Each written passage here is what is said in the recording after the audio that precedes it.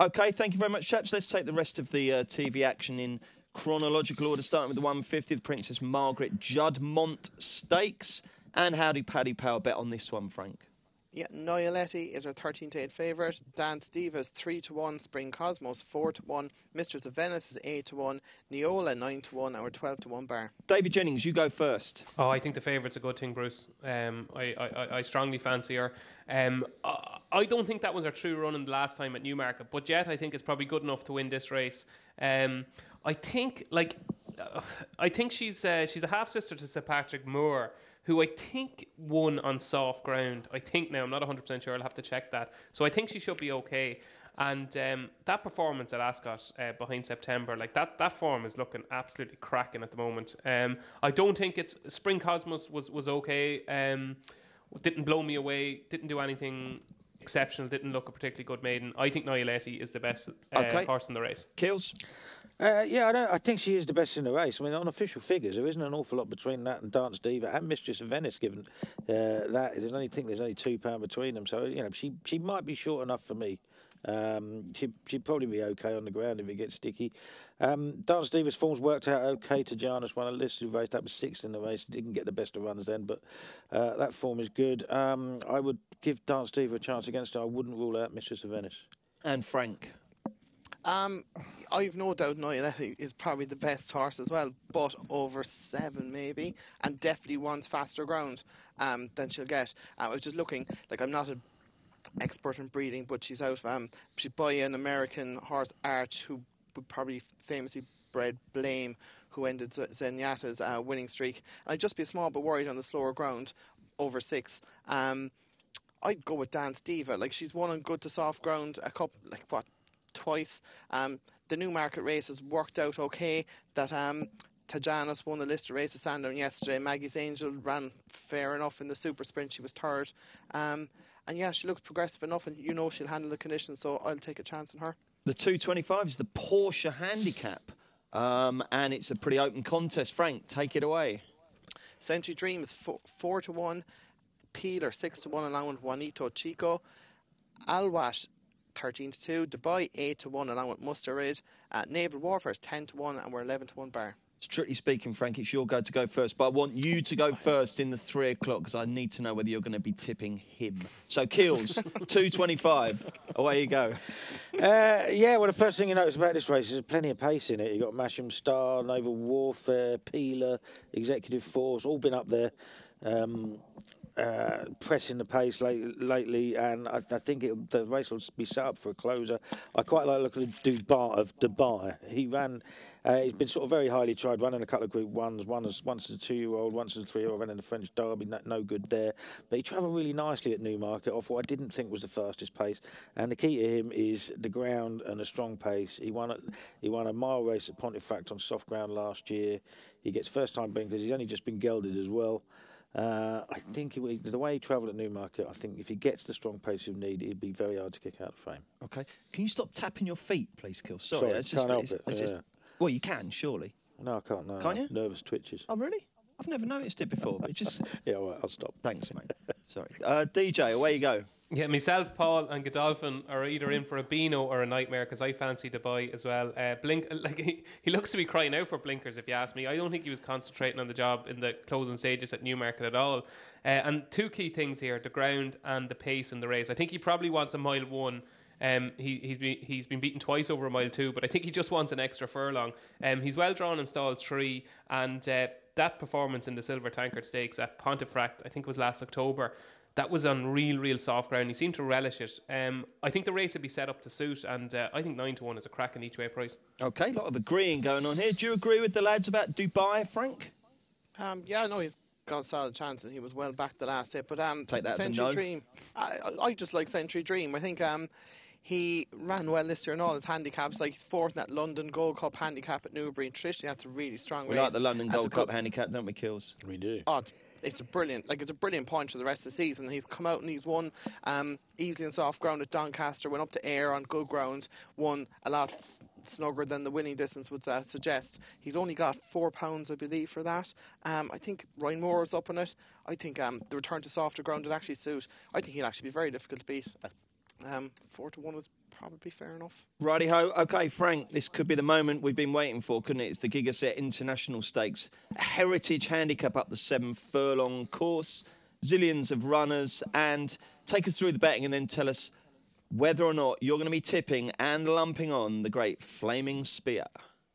Fast and Tempest is 7-1 favourite. Viscount Barfield 8-1, along with Maxime. Remarkable 9-1. Flaming Spear and Gosping 10-1. Above the rest, above the rest is 14s. Yufton 16s, and we're 20-1 bar. Actually, Farwick is 14s as well. Sorry. And 6 places, I believe. We are indeed, yeah. Jolly good. Plenty of each way value. Right, there. coming in. Who's the value then, Frank?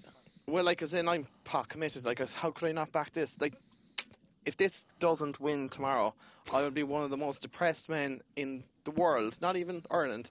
It's 300 grand in his bank account. He's going to be depressed. Well, I'll tell you the truth. I'm down 3 grand on this horse already and hasn't even run. So I needed to do something for me tomorrow. I've had a bet on it at the start of the week. Got a little bit of 16s. I backed it at 10s. It's still 10-1. The ground should be ideal. If Kevin Ryan was saying he wanted a bit of cut, it should just be perfect for him. My one little issue is the draw. It's hard to know whether you want to be low or high. I have a suspicion you might want to be high. He's drawn 8. He's next to Remarkable in 9. So at least there's something else up at the top of the market. The pace on both sides. So I think maybe the pace might be more important than the draw.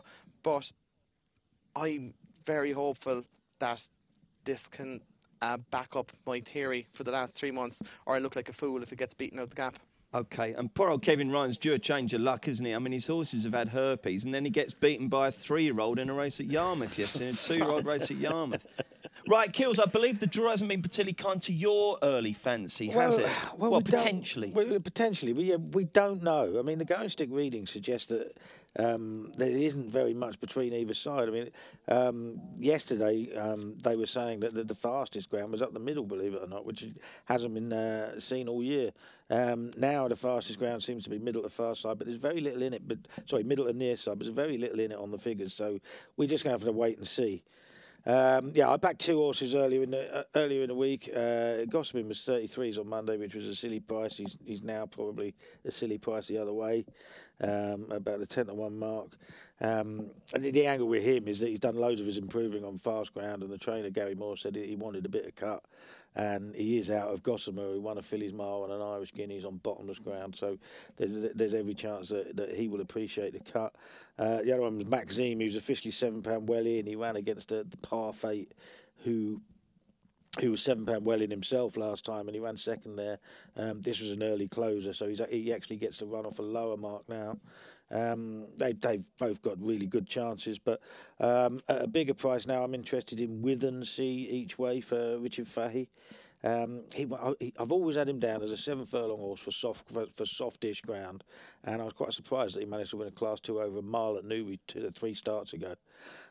Since then, he's running the Hunt Cup, got beat 6 lengths. He's running the Bunbury Cup, he was 12th for 29th, I think then, and 10th in the Bunbury Cup, got beaten 5 3/4 lengths, both on very fast ground. Now, they weren't bad runs, but it's not his ground.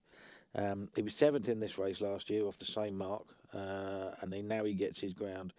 Gerald Mosse in the plate? 25-1. Gerald Mosse in the plate. Now, he has ridden for Richard Fahey 4 times in the last 10 years. Once was Garswood, who won the Prix Maurice de Geest, and then 3 this year. Mr. Lupton, who won the big handicap at Newmarket on Guineas Day. The non-staying Queen Kindly in the 1,000 guineas, and then Maggie's Angel, who was second in the listed race at the beginning of this month. So, he's got an awful lot of runners this weekend. He's got about 30, I think. So, but he could still have put any other number of jockeys on it. And Gerard Moss is there. I suggest he thinks he's got a chance. DJ, you got to follow 2 very compelling cases there. Frank the Tank for his beloved Flaming Spear, and then Kills putting up a very good chat for Withensea. So what do you fancy, DJ? Yeah, I'm all over one here as well. I'm all over Yufton, Bruce, an old favourite of mine. I just think, again, a bit like Jack Hobbs, I think everything is in his favour. If you go back through his form, his best ever run was in the Prix Jean Prat a couple of years ago, where it was finished second, but it was demoted for interference to Charm Spirit. That was a Group 1. It was on very soft ground. So I've come to the conclusion that he doesn't quite see out the mile and that he needs cut on the ground. So 7 furlongs on this ground should be ideal. Forget his run completely. You can just throw out the run, the Royal Hunt Cup. He was in a group of 3 and he was forced basically to make his own pace. That's not him at all. If you go back to the Lincoln at the start of the year, he was seriously well backed for that. He went off, I think he went off a very, very short price that day, 4-1 maybe. And he actually looked a winner about 2 furlongs out, and then the camera angle changed and he was well beaten. I don't think he quite got home. He's drawn and stalled 16. He's been dropped a pound for his Royal Hunt Cup run. And if you go back to his Balmoral win over a mile last year, like he beat Remarkable, Firmament, Afghan, third time lucky. Like it's pretty solid form in the context of this race. I think this could be his day, and I think 16-1 is very fair. Cool, I tell you what, he did me a favour that day when he won that race at Ascot last year. Lads, well done. I really was impressed with the case you make there. I'd be hopeful that one of you's nailed the winner. Good luck. Anything else at Ascot very quickly before we move on to York, Kills? Don't give your nap away. No, I won't. The long innings handicap for lady amateurs, 2 I'm interested in. The Tharsel of David Evans. That's it just keeps running well, and I think even though it's quite an old horse now, I think he's 8. He's improved out of all recognition for Evans, and he ran into a well-handicapped horse at Doncaster last time. And the other one is Tommy G, who looked a strong stayer at 7 furlongs when he won earlier in the season, but has been running over 5 and 6 since. He ran back at 7 last time, but on fast ground. I think he's better than that. And Jim Goldie has won this twice in the last 10 years. Okay, so it's the 4:45 at Ascot. Kills fancies 2 there, which are Arthasi and Thassel and Tommy G. DJ, anything else on the Ascot card? No, I've been up there in the first 4. Righto, Frank? Yeah, in the 520, the Cannes Bay Bloodstock Handicap, Godolphin have one here that won its maiden called Royal Associate, but I think he'll set the market up. He could be quite short given his profile and the way these get backed. There's one here called Dark Pearl of Ed Walker's, also make its handicap debut. It was 3rd behind that Godolphin horse. Dubai Thunder, is it? Dubai Thunder, sorry, yeah. He was behind him on debut 3rd. He went to Chepstow the next day and was 2nd behind Zenon. Now, Zenon won a handicap of, I think, 86 and was up to 94, absolutely hacked up.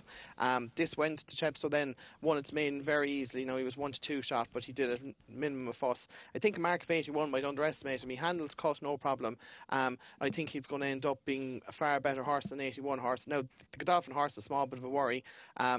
But yeah, he could be a 7 or 8-1 poke tomorrow, and I think that'd be a fair each way price. Okay, we're off to York next.